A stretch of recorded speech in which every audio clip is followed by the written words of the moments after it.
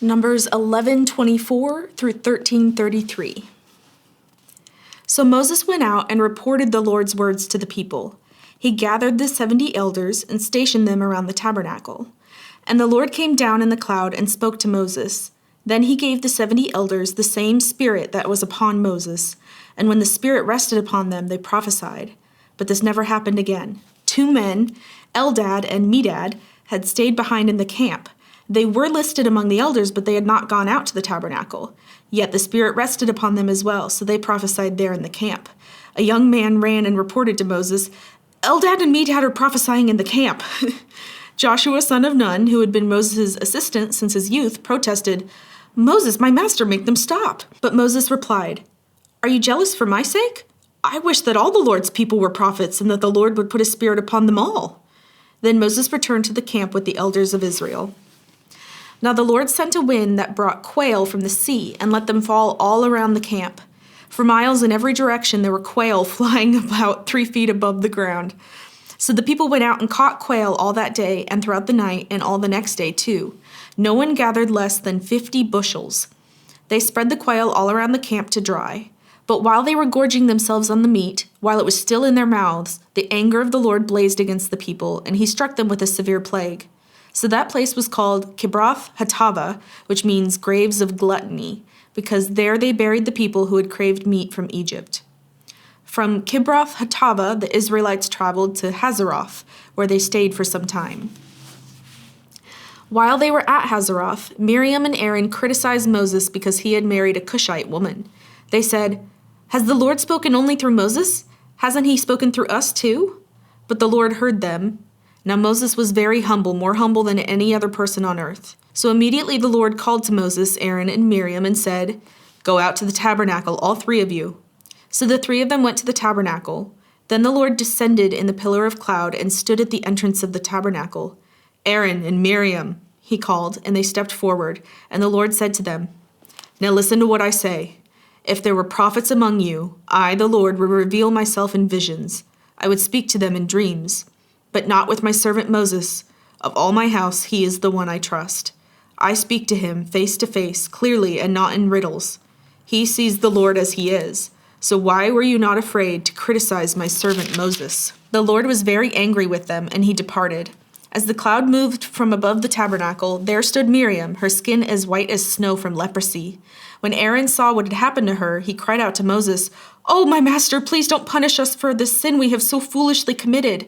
Don't let her be like a stillborn baby already decayed at birth." So Moses cried out to the Lord, "Oh God, I beg you, please heal her." But the Lord said to Moses, "If her father had done nothing more than spit in her face, wouldn't she be defiled for 7 days? So keep her outside the camp for 7 days, and after that she may be accepted back." So Miriam was kept outside the camp for 7 days, and the people waited until she was brought back before they traveled again. Then they left Hazeroth and camped in the wilderness of Paran. The Lord now said to Moses, "Send out men to explore the land of Canaan, the land I am giving to the Israelites. Send 1 leader from each of the 12 ancestral tribes." So Moses did as the Lord commanded him. He sent out 12 men, all tribal leaders of Israel, from their camp in the wilderness of Paran. These were the tribes and the names of their leaders. The tribe of Reuben, the leader Shammua, son of Zakur. The tribe of Simeon, the leader Shaphat, son of Hori. The tribe of Judah, the leader Caleb, son of Jephunneh. The tribe of Issachar, the leader Igal, son of Joseph. The tribe of Ephraim, the leader Hoshea, son of Nun. The tribe of Benjamin, the leader Palti, son of Raphu. The tribe of Zebulun, the leader Gadiel, son of Sodi. The tribe of Manasseh, son of Joseph. The leader Gadi, son of Susi. The tribe of Dan, with the leader Amiel, son of Gamali. The tribe of Asher, with the leader Sethur, son of Michael. The tribe of Naphtali, with the leader Nabi, son of Vopsi. The tribe of Gad, with the leader Gaul, son of Maki. These are the names of the men Moses sent out to explore the land. Moses called Hoshea, son of Nun, by the name Joshua. Moses gave the men these instructions as he sent them out to explore the land. "Go north throughout the Negev into the hill country. See what the land is like and find out whether the people living there are strong or weak, few or many. See what kind of land they live in. Is it good or bad? Do their towns have walls or are they unprotected like open camps? Is the soil fertile or poor? Are there many trees? Do your best to bring back samples of the crops you see." It happened to be the season for harvesting the first ripe grapes. So they went up and explored the land from the wilderness of Zin as far as Rehob, near Lebo Hamath. Going north, they passed through the Negev and arrived at Hebron, where Ahiman, Sheshai, and Talmai, all descendants of Anak, lived. The ancient town of Hebron was founded 7 years before the Egyptian city of Zon. When they came to the valley of Eshcol, they cut down a branch with a single cluster of grapes so large that it took 2 of them to carry it on a pole between them. They also brought back samples of the pomegranates and figs. That place was called the Valley of Eshcol, which means cluster, because of the cluster of grapes the Israelite men cut there. After exploring the land for 40 days, the men returned to Moses, Aaron, and the whole community of Israel at Kadesh in the wilderness of Paran. They reported to the whole community what they had seen and showed them the fruit they had taken from the land. This was their report to Moses. "We entered the land you sent us to explore, and it is indeed a bountiful country, a land flowing with milk and honey. Here's the kind of fruit it produces. But the people living there are powerful, and their towns are large and fortified. We even saw giants there, the descendants of Anak. The Amalekites live in the Negev, and the Hittites, Jebusites, and Amorites live in the hill country. The Canaanites live along the coast of the Mediterranean Sea and along the Jordan Valley."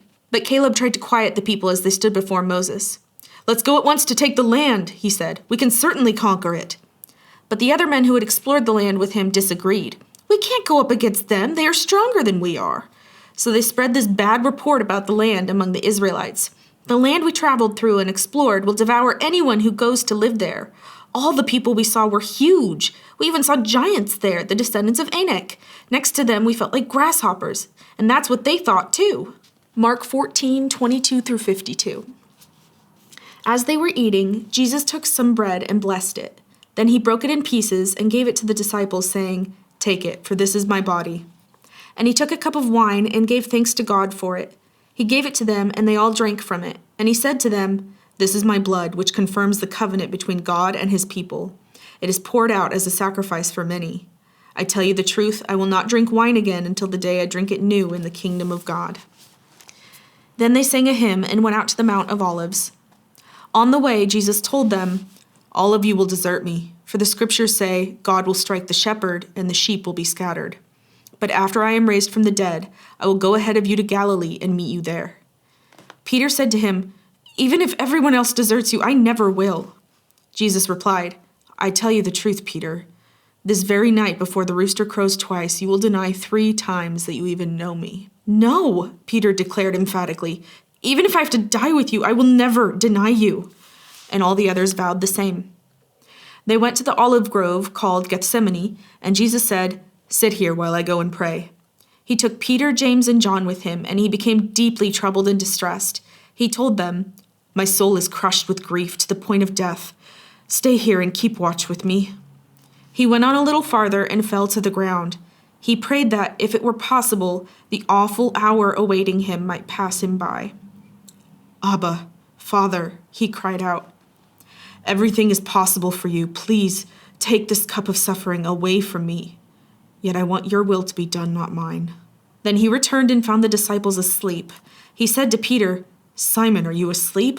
Couldn't you watch with me even 1 hour? Keep watch and pray so that you will not give in to temptation. For the spirit is willing, but the body is weak." Then Jesus left them again and prayed the same prayer as before. When he returned to them again, he found them sleeping, for they couldn't keep their eyes open, and they didn't know what to say. When he returned to them the 3rd time, he said, "Go ahead and sleep. Have your rest." But no, the time has come. The Son of Man is betrayed into the hands of sinners. Up, let's be going. Look, my betrayer is here. And immediately, even as Jesus said this, Judas, one of the 12 disciples, arrived with a crowd of men armed with swords and clubs. They had been sent by the leading priests, the teachers of religious law, and elders. The traitor Judas had given them a prearranged signal. "You will know which one to arrest when I greet him with a kiss. Then you can take him away under guard."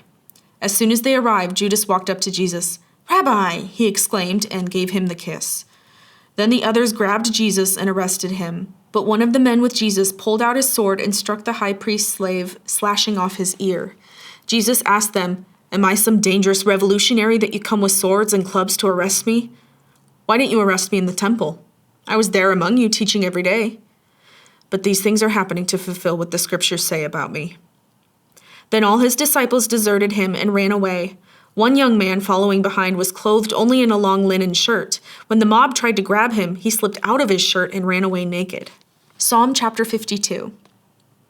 Why do you boast about your crimes, great warrior? Don't you realize God's justice continues forever?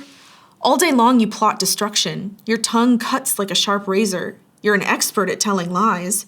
You love evil more than good and lies more than truth. You love to destroy others with your words. You liar. But God will strike you down once and for all. He will pull you from your home and uproot you from the land of the living. The righteous will see it and be amazed. They will laugh and say, "Look what happens to mighty warriors who do not trust in God. They trust their wealth instead and grow more and more bold in their wickedness. But I am like an olive tree, thriving in the house of God. I will always trust in God's unfailing love. I will praise you forever, O God, for what you have done. I will trust in your good name in the presence of your faithful people." Proverbs 11, 1-3. The Lord detests the use of dishonest scales, but he delights in accurate weights. Pride leads to disgrace, but with humility comes wisdom. Honesty guides good people. Dishonesty destroys treacherous people.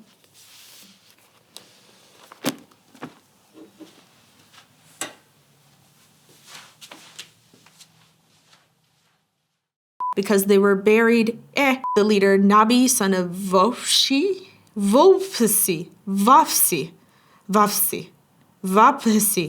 V-O-P-H-S-I, V-O-P-H-S-I, Vopsi. Oh, darling, Vopsi. Okay. The ancient towns, Mark 14, 22-52. All right, we're going to read Mark 14, 22-52. And, might get kind of intense because it's all about, like, death and stuff. It's not very fun.